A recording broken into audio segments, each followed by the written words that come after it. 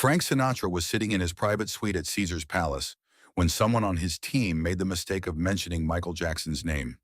It was January 9th, 1989.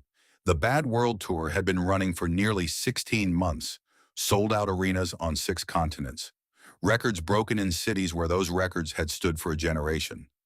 Michael Jackson had become something the music industry did not have a proper category for anymore.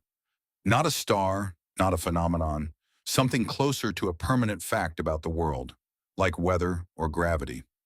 Frank Sinatra was not moved by sold-out arenas. "He is a dancer," Sinatra said, lighting a cigarette with the unhurried ease of a man who had been the most famous person in every room he had ever entered. "A tremendous dancer, probably the best I have ever seen, but I have never actually heard him sing." He let that sit for a second. "Not really sing," he exhaled slowly. "Selling tickets does not tell me anything. Anyone with the right promotion sells tickets." The person who had brought up Michael's name said nothing. Sinatra was quiet for a moment, then, "Get me a seat for tonight's show." That sentence traveled fast. By the time it arrived at Michael's dressing room, it had collected weight along the way.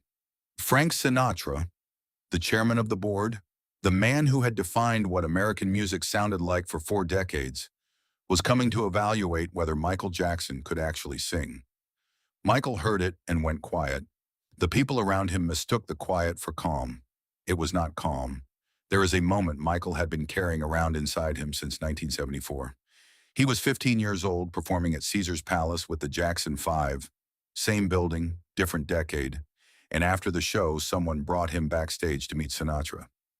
Michael stood there in his stage clothes with his heart running fast, looking up at a man who seemed made out of something permanent, while everything around him was still becoming. Sinatra studied him for a few seconds without saying anything. Then, "You move well, kid. Real well." A pause long enough to feel deliberate. "Hope you learn to sing someday." He turned and walked away. Michael carried that sentence for 15 years. Not because it broke something in him, because it lodged somewhere deep and stayed there, uncomfortable enough to be motivating. Every session where his vocal coach pushed him past what he thought his range was. Every night recording the same line 40 times until it stopped sounding like effort and started sounding like truth. Sinatra's words were always underneath it, a low hum he could never quite silence. "She's Out of My Life" exists, in part, because of moments like that one. Michael recorded it in 1979 for Off the Wall. During the final take, something happened that surprised everyone in the room. He cried. Not the kind of emotion you manufacture because the song calls for it. He genuinely broke down mid-lyric and could not stop. Quincy Jones sat in the control room and made the decision immediately. The tears stay. You do not correct something like that. You leave it exactly as it happened and let it work on its own. That song was Michael's quiet answer to every person who had ever watched him dance and assumed that was the whole picture. He had never performed it live the way he was about to perform it tonight. By 9 o'clock, the arena was at capacity. 20,000 people stood waiting with that particular kind of anticipation that is less like excitement and more like pressure. The way a room feels before a storm when the air changes and everyone can sense what is coming before it arrives. Michael stood alone in the wings for 30 seconds with his eyes closed. His stage manager had learned long ago not to speak to him in that window. You do not touch that silence. Then the lights died and the room detonated. For the next 85 minutes, Michael delivered everything the ticket promised and kept going past that. Smooth Criminal left sections of the crowd in a state that was not quite describable. Beat It hit the arena the way physical objects hit things. The production was flawless in the way Michael's productions were always flawless, meaning it did not feel like production at all. It felt inevitable. Frank Sinatra watched all of it from a private box on the upper level. His expression did not move. The people around him were overwhelmed, barely keeping themselves upright through song after song. Sinatra sat with his arms folded, eyes fixed on the stage with the focused attention of someone taking something apart in his mind to understand how it works. Appreciating it, yes, but not yet finding what he had come for. He had sent word before the show, "I want to hear him sing, not perform. Sing," Michael had been told. Michael had not responded. He had just kept the information somewhere close. 80 minutes in, the show changed. The dancers cleared the stage. The theatrical lighting pulled back to a single warmer source. The band dropped in volume without being instructed. Michael walked to the front of the stage without the hat, without the glove, without anything that put distance between him and the crowd. Just a microphone. 20,000 people quieted without being told to. Something in the shift communicated that what was coming next required a different kind of attention. Michael looked up briefly toward the private boxes, 1 second, maybe less, then back to the crowd in front of him. The piano began, "She's Out of My Life," slow, no production cushion underneath it, just the melody bare. Then Michael sang. There is a real difference between performing a song and singing it. Performing puts something between you and the audience, craft, technique, a professional distance that protects both sides from the full weight of what is being communicated. Singing, the real kind, removes all of that. It requires you to actually locate the emotion inside yourself rather than reconstruct it skillfully from memory. Michael found it. Every line arrived with the weight of something lived. His voice did not climb toward the difficult notes. It approached them carefully, the way you move towards something you know is going to cost you. The restraint was the performance. The smallness was exactly why it filled the arena so completely. Within the first verse, several hundred people in the lower sections were crying. Not because it was sad exactly, because it was true. And truth at that volume, delivered that directly, does something to people that entertainment cannot. In the private box on the upper level, Sinatra unfolded his arms. He did not decide to do it. His body simply moved before the thought completed itself. He leaned forward. Both hands came to rest on the railing. His expression had stopped being evaluative. The chairman of the board, who had walked into 10,000 rooms as the most commanding presence in them, was leaning forward in an arena seat watching Michael Jackson sing and looking like someone who had just been reminded of something he had almost let himself forget. Michael reached the bridge, where the emotion stops being held by the melody and just exists between notes. His voice fractured slightly. Not a technical failure.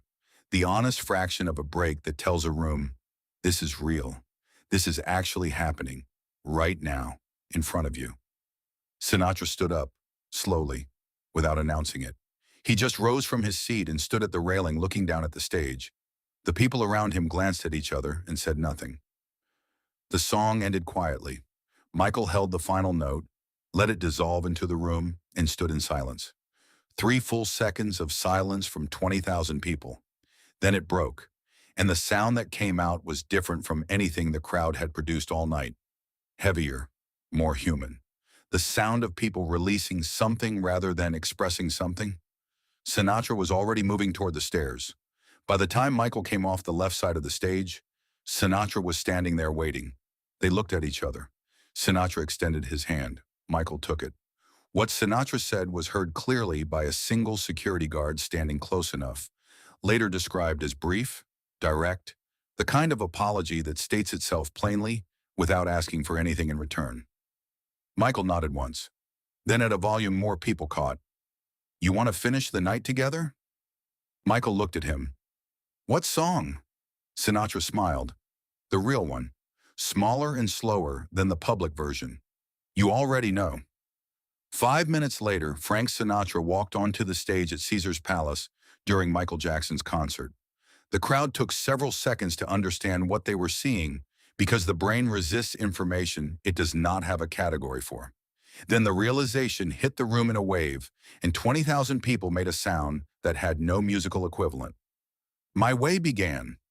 It is a song about looking back at a life without apologizing for any of it, about choices made fully and owned completely. Sinatra had recorded it in 1969, and it had grown so associated with him over the decades that separating the song from the man was nearly impossible. Something happened to it that night. Their voices created a conversation the song had never had before. Sinatra's voice carried 60 years of living in it. What it had lost in range, it had replaced with an authority that comes only from having actually been through the thing you're describing. Michael's voice came in underneath and around it, younger and cleaner, but carrying its own particular gravity. They were not singing at each other. They were not competing. They were alongside each other, the way two people who have been in the same difficult place at different times finally talk about it. The arena stood completely still. When the final chorus arrived, Sinatra stepped back half a pace and let Michael carry it to the end. He did not have to do that. He chose to.